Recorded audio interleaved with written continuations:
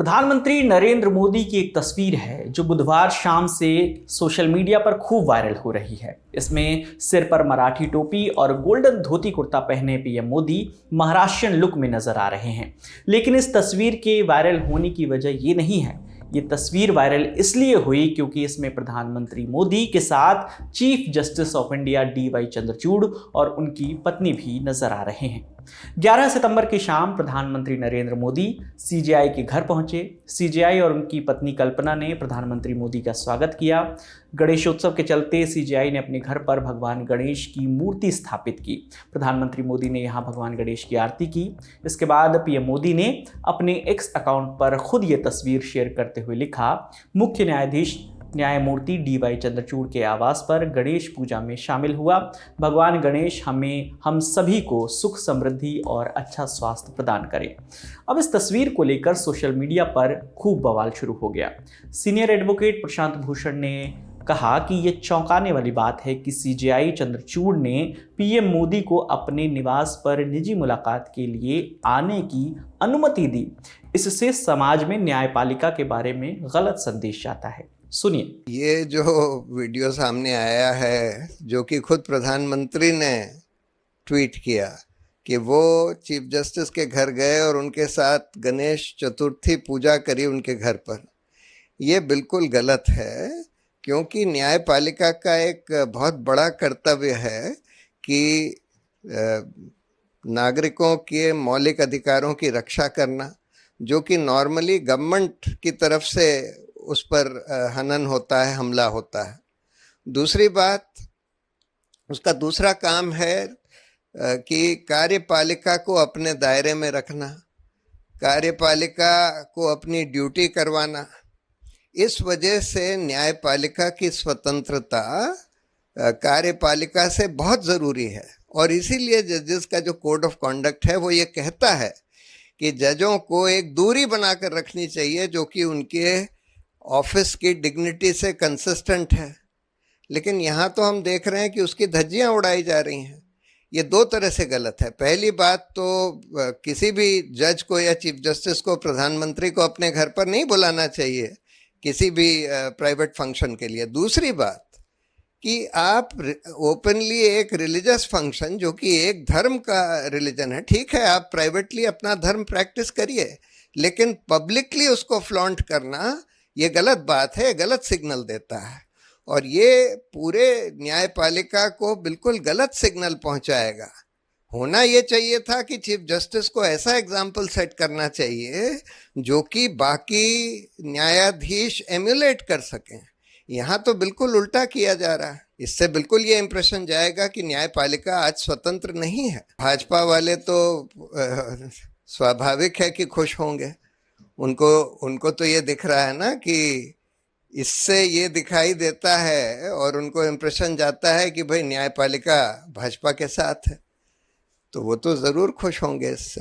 वहीं इस मामले पर RJD सांसद मनोज झा ने क्या कहा, अब वो सुनिए। कल ही एक वकील साहब ने PN भगवती जी की एक चिट्ठी का जिक्र किया।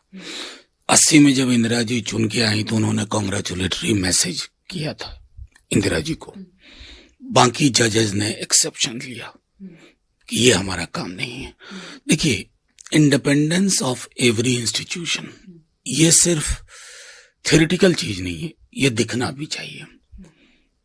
गणपति पूजा में ये बहुत ही व्यक्तिगत है, आप कैमरा लेके जा रहे हैं, मैसेज असहज करता है। मेरा सिर्फ इतना कहना है।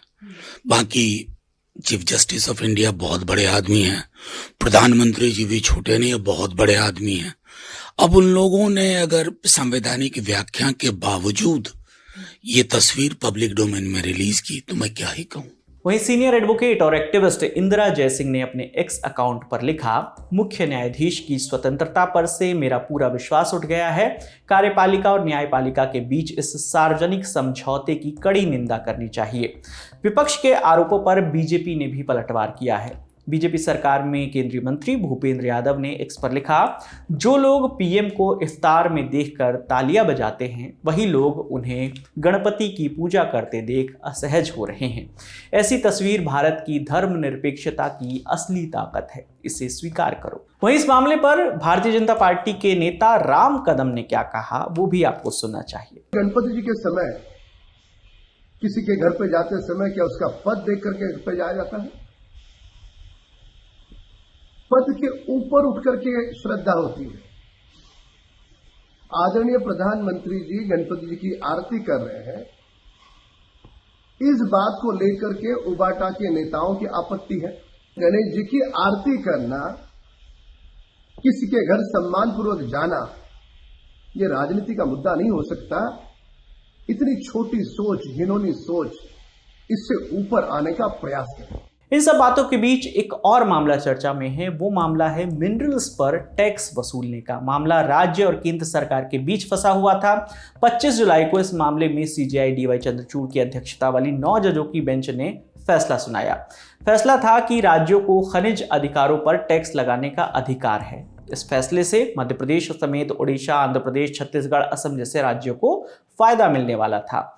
अब मामले में ट्विस्ट ये है कि एक तरफ केंद्र सरकार की ओर से सुप्रीम कोर्ट से इस मामले के रिव्यू की डिमांड की गई है। ऐसे में प्रधानमंत्री मोदी की सीजेआई से मुलाकात के बाद ये सवाल उठ रहे हैं कि ये मामला कोर्ट में है और मामले में केंद्र सरकार और उसके मुखिया पीएम मोदी एक पक्षकार हैं। ऐसे में सीजेआई उन्हें अपने घर आने का निमंत्रण कैसे दे सकते हैं? इस वीडियो के बाद शिवसेना उद्धव ग्रुप के सांसद संजय राउत ने सीजेआई के फैसलों पर भी सवाल उठाए। संविधान के रखवालदार इस प्रकार से अगर राजनीतिक नेताओं से मिलते हैं तो लोगों के मन में शंका है। हमारे जो केस है महाराष्ट्र में, जो घटना बाह्य सरकार चल रही है और उसकी सुनवाई चंद्रचूड़ साहब के सामने चल रही है, तो हमें शंका है कि हमें न्याय मिलेगा। क्योंकि एक पार्टी है उसमें प्रधानमंत्री जी, जो हमारा मुकदमा चल रहा है उसमें पार्टी है केंद्र सरकार और केंद्र सरकार के मुखिया सर न्यायाधीश के सामने साथ आते हैं, घर में बैठते हैं। तो सर न्यायाधीश चीफ जस्टिस ने इस केस से अपने आप को अलग करना चाहिए, नॉट बिफोर मी करना चाहिए। क्योंकि एक पार्टी है प्रधानमंत्री इस मुकदमे में, उनके साथ उनके रिश्ते खुलेआम दिख रहे हैं। ऐसे में क्या चंद्रचूड़ साहब हमें न्याय दे पाएंगे? 3 साल से तारीख पर तारीख हो रही है। एक गैर कानूनी सरकार चल रही है। एनसीपी और शिवसेना जैसी पार्टी को जिस तरह से तोड़ा है, हाँ, उनके सामने ये भी गलत है। हमें न्याय नहीं मिल रहा है। प्रधानमंत्री खुद महाराष्ट्र के गैर कानूनी सरकार में इंटरेस्ट ले रहे हैं बचाने के लिए, और न्याय देने का जिम्मा जिस न्यायाधीश जी के ऊपर है, उनके साथ उनका इस प्रकार का जो दोस्ताना और रिश्ता है, तो महाराष्ट्र के मन में कल एक शंका आ गई कि हमें न्याय मिलेगा। ऐसा लगता नहीं, इसलिए मुझे लगता है एक परंपरा है। प्रधानमंत्री मोदी और सीजेआई की मुलाकात पर कोड ऑफ कंडक्ट के नजरिए से भी सवाल उठाए गए हैं। कोड ऑफ कंडक्ट के पहले पॉइंट में लिखा है कि ऐसी कोई भी चीज जो न्यायपालिका की विश्वसनीयता को कमजोर करती है, सुप्रीम कोर्ट या हाई कोर्ट के जज को उन चीजों से बचना चाहिए। दूसरे पक्ष का यह भी कहना है कि सीजेआई समलैंगिक विवाह, न्यायिक नियुक्तियां, चुनावी बॉन्ड्स जैसे मामलों में सरकार को आंख दिखा चुकी है, उनके खिलाफ जाकर फैसला दिया है, तो इस बात को भी नजरअंदाज नहीं करना चाहिए। इस पूरे मामले पर आपकी क्या राय है, आप हमें कमेंट सेक्शन में जरूर बताइएगा। आपके लिए तमाम जानकारी लेकर आए थे हमारी साथी रक्षा। मेरा नाम है विकास वर्मा। देखते रहिए दी ललन टॉप। शुक्रिया।